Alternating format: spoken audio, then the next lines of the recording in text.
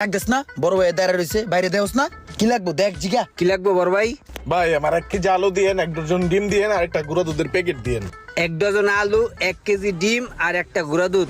চট্টটা বোধাই কি কসেডি তুই যদি ফিলিয়ার আলা জ্বালা কত কষ্ট করে পাবনায় পাঠাই দি হাজিল সকালে 4বার কইছিস ভালো করে কত ক ও ভাই 1 কেজি আলু, 1 ডজন ডিম আর একটা গুঁড়া দুধের প্যাকেট তো এক্ষুনি দিতে আসি, একটু দাঁড়ান। হ্যাঁ ভাই সব মালামাল মিলে কয় টাকা হইছে আমার? 680 টাকা। 680 না?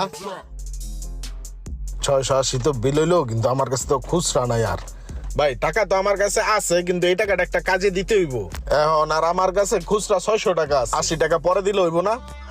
আর আচ্ছা ভাই কি কোন আপনার যখন যা লাগে নিজের দোকান মনে করে লয়ে যাবেন, আপনি আইবেন আর লয়ে যাবেন, টাকা পয়সা লয়ে কোনো প্যারা লয়েন না ভাই। সমস্যা নাই, আমি পরে দিয়ে যাবো।